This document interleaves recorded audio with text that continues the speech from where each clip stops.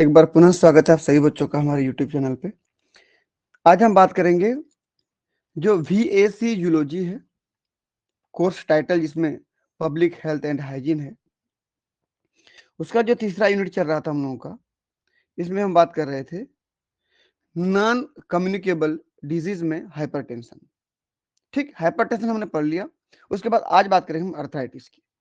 Hypertension का last वाला slide थोड़ा देख लीजिए आप, ये हमने पढ़ लिया था। इसका वहां पर डायग्राम वाला स्लाइड दिखाना भूल गया था मैं, ये उसका स्लाइड देख लीजिए कि हाइपरटेंशन को कैसे रोक सकते हैं आप। तो सबसे पहला तो कि अल्कोहल और निकोटीन इस प्रकार की चीजों को हम रोक करके हम हाइपरटेंशन को रोक सकते हैं। यानी कि मादक पदार्थों को, नशीले पदार्थों को हम अगर बंद कर दें लेना तो हाइपरटेंशन कम हो जाएगा। दूसरा फिजिकल एक्टिविटी, खाना खाने के बाद थोड़ा टहल लें, थोड़ा सा फिजिकल एक्टिविटी करें आप। ठीक, एकदम खाना खा के कहीं पर बैठ ना जाए, तो फिजिकल एक्टिविटी जरूरी है, थोड़ा खेल लें। ठीक, तो आपका हाइपरटेंशन कम रहेगा। सबसे इंपॉर्टेंट चीज, आपका जो बढ़ा हुआ वजन है उसको कम करें, वेट लॉस करें।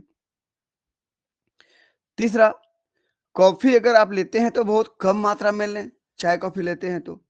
ठीक, और चौथा, हेल्दी डाइट लें, बैलेंस डाइट भोजन के रूप में। अगला सबसे इंपॉर्टेंट चीज, नमक कम लें। अगर कम नमक खाते हैं तो आपको जो बीपी है वो कम हो जाएगी, तो जो हाइपरटेंशन था वो भी कम हो जाएगा। और इन सब के बावजूद भी यदि कंट्रोल नहीं हो रहा है तो आप किसी जानकार व्यक्ति के पास, यानी किसी एक विशेषज्ञ के पास जाएं, डॉक्टर के पास जाएं और अपना हेल्थ चेकअप करवाएं और उनके दिए हुए सलाह के अनुसार आप अपना मेडिसिन लें, आपका हेल्थ ठीक हो जाएगा। तो ये था हम लोगों का हाइपरटेंशन का प्रिवेंशन। ठीक, यहाँ पर हमने पढ़ लिया था, उसका डायग्राम था। आज के क्लास में हम बात करेंगे सेकेंड नंबर का जो हमारा नॉन कम्युनिकेबल डिजीज है, आर्थराइटिस। ये आजकल बहुत कॉमन जैसी डिजीज हो गई है और ये बहुत तकलीफ देह डिजीज है।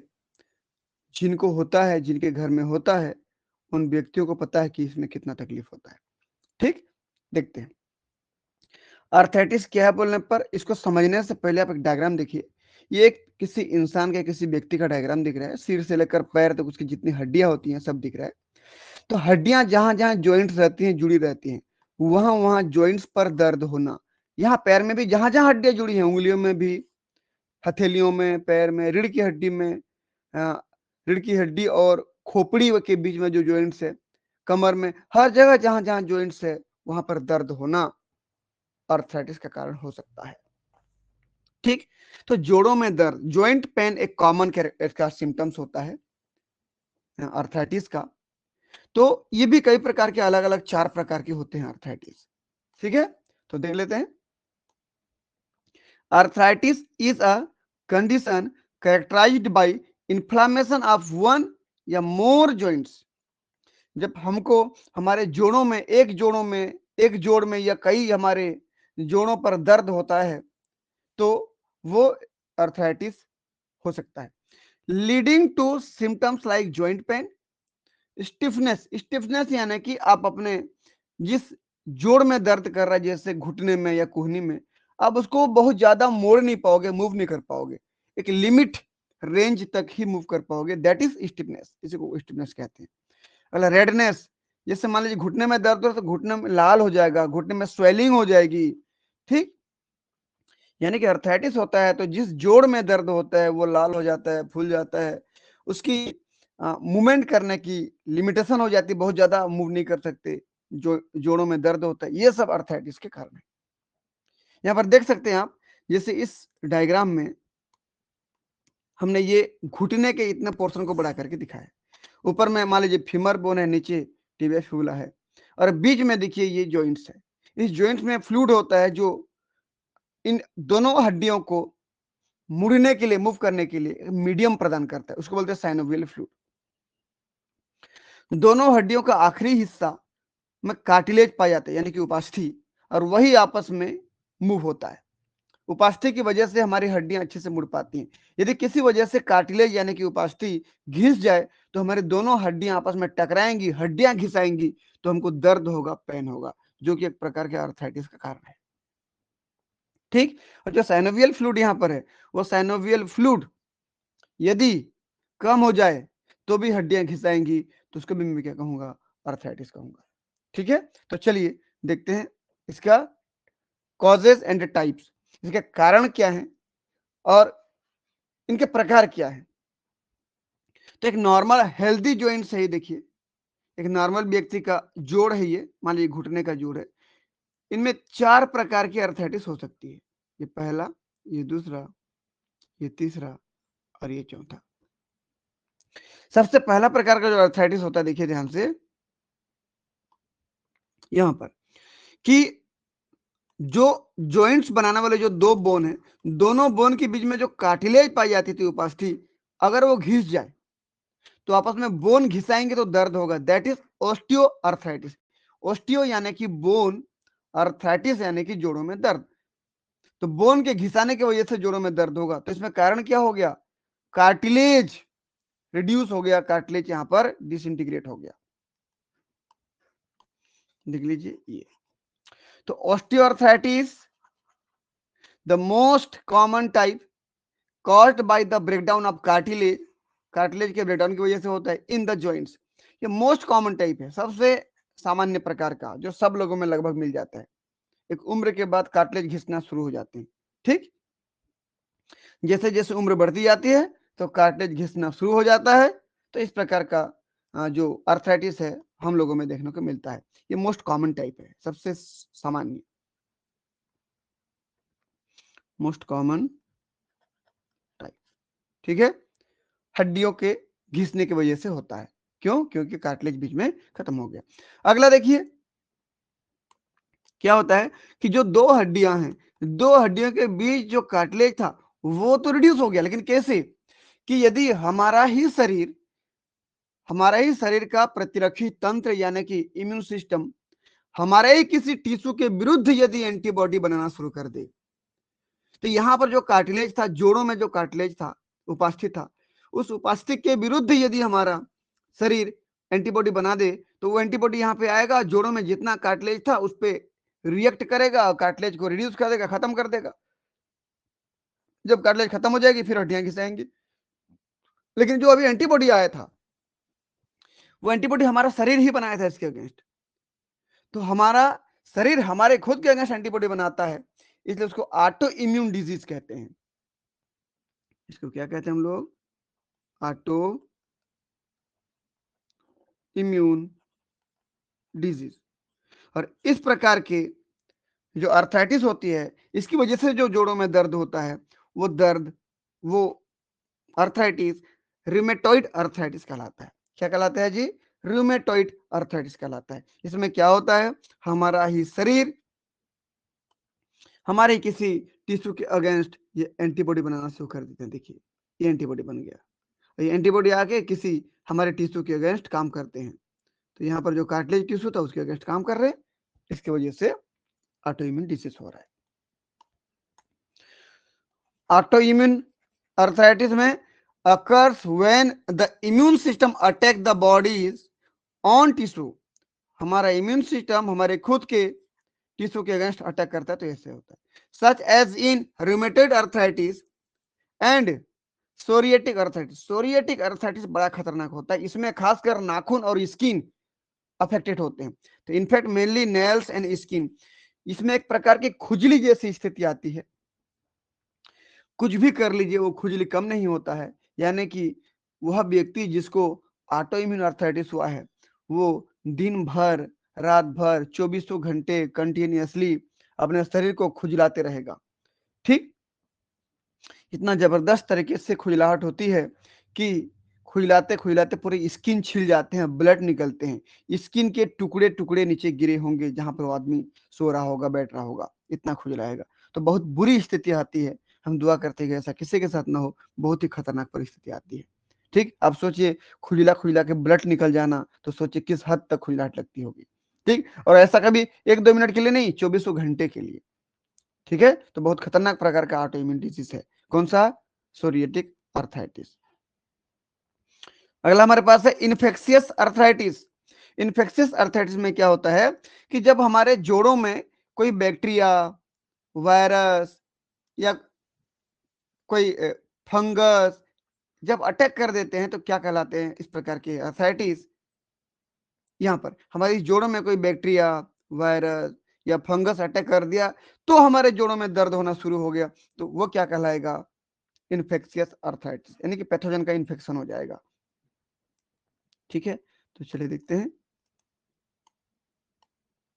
ये मैं बोला बैक्टीरिया, वायरस और फंगस।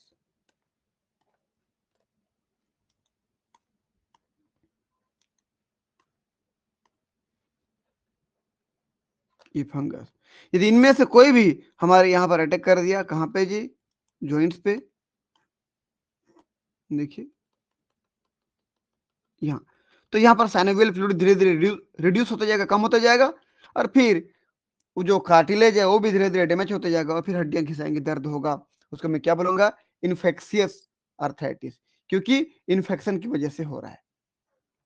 ठीक है, ये तीसरे नंबर का हो गया।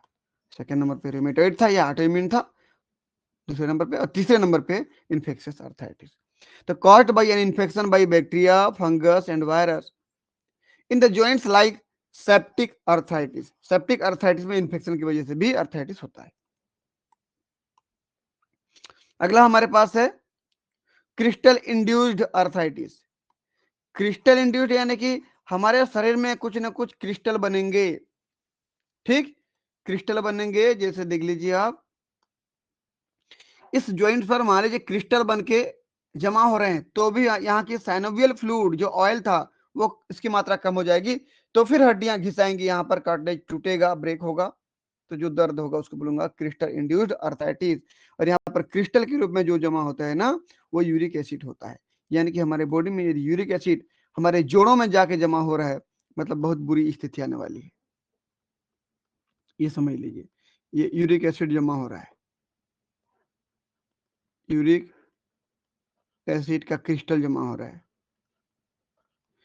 ये जमा हुआ तो समझ लीजिए जो जोड़ों में दर्द होगा that is crystal induced arthritis.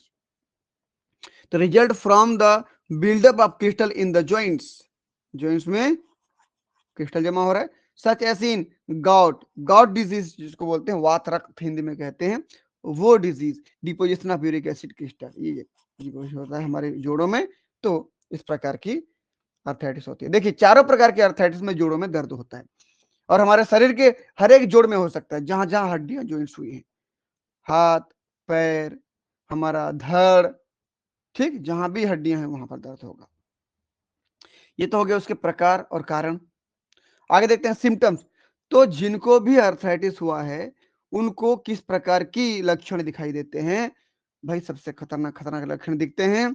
क्या क्या? देखिए, सबसे पहला तो जोड़ों में दर्द, बात किया था हमने, हड्डियां घिसाएंगी, दर्द होगा, वहां पर स्वेलिंग भी हो जाती है। देखिए स्वेलिंग हो जाता है, ये जोड़ फूल जाता है, देखो स्वेलिंग हो जाती है। ठीक, ज्वाइंट्स में पेन होता है, ये डायग्राम में दिखाया गया कि यहाँ हाथों के जॉइंट्स में पेन हो रहा है, ऐसे दिखाया गया है। तो जॉइंट्स पेन, स्वेलिंग, स्टिफनेस, यानी कि जैसे हाथों में कोहनी में हुआ तो कोहनी को एक रेंज तक ही मोड़ पाओगे, घुटने को एक रेंज तक ही मोड़ पाओगे, ज्यादा मोड़ नहीं पाओगे, तो स्टिफनेस या रिड्यूस्ड रेंज ऑफ मोशन। ठीक, आप बहुत ज्यादा मोड़ नहीं पाओगे हाथ पैर को, जॉइंट पेन हो गया।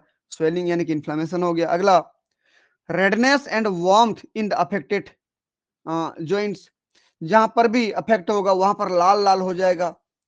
ठीक, ऐसा लगेगा वहां पर बहुत हीट बन रहा है, टेम्परेचर बन रहा है, बहुत गर्मी लग रही है उस एरिया में, ऐसा महसूस होगा। ठीक, अगला डिफिकल्टी मूविंग द जॉइंट्स, इसी की बात कर रहा है, स्टिफनेस की बात कर रहा है। ठीक, अगला फीवर, फीवर भी कभी कभी आ जाता है। वेट लॉस, वजन भी कम होने लगती है, कुछ केस में वजन भी कम होने लगती है, हर किसी में नहीं ना। अगला रेस, यानी कि वहां पे जहां पे जॉइंट्स है, जहां पे दर्द हो रहा है वहां पे कुछ धब्बे धब्बे जैसी स्थिति भी आ सकती है, स्किन कलर चेंज हो सकता है। देखिए स्किन डिस्कलरेशन में देखिए कोहनी में कैसे कलर चेंज हो गया। ठीक, यहाँ पर टेंडरनेस या sensitivity to touch around a joints, जहां पर जोड़ों में दर्द होता है, जैसे कंधे में हो रहा है तो वहां पर छूने में भी आपको बहुत तकलीफ होगा, क्योंकि बहुत सेंसिटिव एरिया बन जाएगा वो। अगला ए फीलिंग ऑफ हीट या वार्मथ नियर योर जॉइंट्स, जहां पे जॉइंट्स है वहां पर बहुत गर्मी का एहसास भी होगा, ऐसा लगेगा टेम्परेचर यहाँ पर बढ़ रहा है। तो ये सब लक्षण एक आर्थराइटिस पेशेंट के शरीर में देखने को मिलता है। ट्रीटमेंट एंड मैनेजमेंट, भाई ट्रीटमेंट कैसे करेंगे? एक्सरसाइज, रेगुलर बेसिस पे आप थोड़ा बहुत एक्सरसाइज करें। एक्सरसाइज कहने का मतलब ये नहीं है कि आप बड़े बड़े 20 किलो 40 किलो के लोहे उठाएं, ऐसा नहीं। आप जितना हो सके आप चलें, पैदल चलें, या पानी में तालाब में नहाते हैं तो स्विमिंग करें, ठीक, मतलब हाथ पैर मूव करते रहना चाहिए। तो रेगुलर बेसिस पे हर दिन, है ना, एक दिन करके 5 दिन आराम नहीं करना है। रेगुलर बेसिस पे हर दिन खाना खाने के बाद थोड़ा टहल लें, या सुबह मॉर्निंग वॉक कर लें, इवनिंग वॉक कर लें। Low impact exercise like swimming या walking can help keep joints flexible. ऐसा करने पर आपकी जो जॉइंट्स हैं जो ज्यादा दर्द देते हैं, हो सकता है वो दर्द कम दे और वो जॉइंट्स खुल जाए तो अच्छे से आपका हाथ पैर मूव कर पाए। सबसे इंपॉर्टेंट चीज वेट लॉस करना जरूरी है, ठीक। Weight management, losing excess weight can reduce stress on weight bearing joints. यदि आपका वजन बढ़ गया है, यदि आपका वजन बढ़ गया है, देखिए मान लीजिए आपका शरीर इतना मोटा हो गया है तो सारा वजन आपके घुटने पर पड़ेगा। तो यदि वजन कम कर देते हैं तो घुटनों को कम भार पड़ेगा, ठीक है। तो पूरे शरीर के भार को जिस जॉइंट ने धारण किया हुआ है वहां पर थोड़ा सा रिलैक्सेशन मिल जाएगा।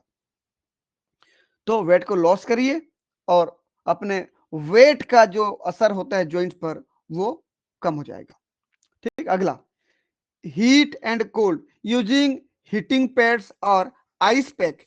भाई आजकल थैले में गर्म वाले पानी वाले पैकेट मिलते हैं और ठंडे वाले आइस पैक भी मिलते हैं। आप दोनों को अपने सुविधा अनुसार, अपने रिलैक्सेशन के अनुसार, किसमें आपको अच्छा लगता है उस पैक को, उस पैड को लेकर के आप अपने जॉइंट्स पर, अपने जोड़ों पर रख सकते हैं। जोड़ों पर रखेंगे तो क्या होगा, थोड़ा सा दर्द कम होगा, आपको थोड़ा बेटर फील होगा, अच्छा लगेगा, ठीक। तो क्या रखने पर, हीटिंग पैड्स गर्म वाले थैले या आइस पैक्स यानी ठंडे वाले थैले, ठीक, आपको थोड़ा सा दर्द से छुटकारा मिलेगा। अगला, असिस्टिव डिवाइसेस। असिस्टिव डिवाइसेस मतलब क्या होता है, कुछ ऐसे भी मार्केट में डिवाइस आ गए हैं जो आपको जो जिनको अर्थराइटिस है, जिनको जोड़ों में दर्द रहता है, उनको चलने में थोड़ा मदद करते हैं।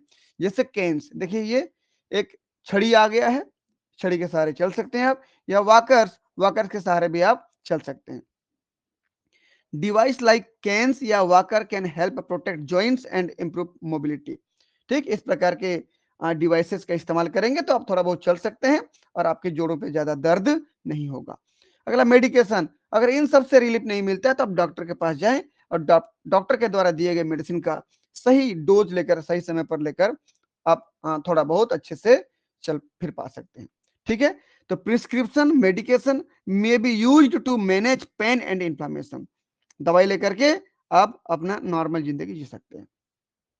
तो पेन रिलीवर डॉक्टर के आप प्रेफरेंस में ही लीजिए, प्रिस्क्रिप्शन में ही लीजिए। फिजिकल थेरेपी करवाइए, या वियरिंग ब्रेस, आप कूहनी पर या घुटने पर इस प्रकार के जो फ्लेक्सिबल जो मटेरियल मिलती है जिसको ब्रेस कहते हैं वो लगाइए तो थोड़ा अच्छा लगेगा। वेट लॉस करिए, अब बहुत हद तक ठीक हो जाएंगे, ठीक है। वेट बढ़ना यानी कि बहुत सारे गंभीर बीमारियों को स्वागत करना होता है, इसलिए हमेशा अपना वेट कम करिए। अगला, रिस्क फैक्टर। ऐसे कौन कौन से फैक्टर है जिसकी वजह से अर्थराइटिस के होने के ज्यादा चांसेस है? सबसे पहला, उम्र। भाई 40 से पार हो गए मतलब उधर अर्थराइटिस का चांसेस है, ठीक। उम्र बढ़ती जाती है तो अर्थराइटिस के जोड़ों में दर्द के चांसेस बढ़ते जाते हैं। The risk for many type of arthritis increase with age. उम्र के साथ साथ अर्थराइटिस के चांसेस बढ़ते जाते हैं। फैमिली हिस्ट्री, यदि किसी जीन की वजह से, किसी डीएनए की वजह से आपको अर्थराइटिस हुआ है तो हो सकता है कि वो अर्थराइटिस आपके माता पिता से आपके बॉडी में आया है और आपसे आपके बच्चे में जा सकता है। इसको अनुवांशिकी अर्थराइटिस कह सकते हैं। समझ में आया ना? जेनेटिक अर्थराइटिस कह सकते हैं। ये भी बहुत बड़ा रोल प्ले करता है कि अगर हिस्ट्री में किसी को था, आपके फैमिली में पूर्वजों में किसी को था, तो आपकी पीढ़ी में आगे बढ़ सकता है। तो genetics can play a role in developing certain type of arthritis, ठीक है। अगला हमारे पास है obesity. Excess weight put more stress on the joints. जैसे जैसे आपकी हेल्थ बढ़ेगी, आप का वजन बढ़ेगा, आपके जोड़ों पे भार पड़ेगा, और जोड़ों पे भार पड़ेगा तो अर्थराइटिस का खतरा भी बढ़ेगा। पास्ट इंजरीज, हो सकता है कि आपकी कभी दुर्घटना हो गई हो पिछले कुछ वर्षों में और आपके जोड़ों पे चोट लगा हो, और जोड़ों पे यदि चोट लगा हुआ है तो वो पिछला घटना जो घट चुका था वो आगे जाके अर्थराइटिस का कारण बन सकता है। यानी कि यदि आपके जॉइंट्स पे कहीं कभी रप्चर हुआ है, फ्रैक्चर हुआ है, डैमेज हुआ है, तो वो आगे जाके अर्थराइटिस में कन्वर्ट हो सकता है, अर्थराइटिस में बहुत दिक्कत कर सकता है। ठीक, तो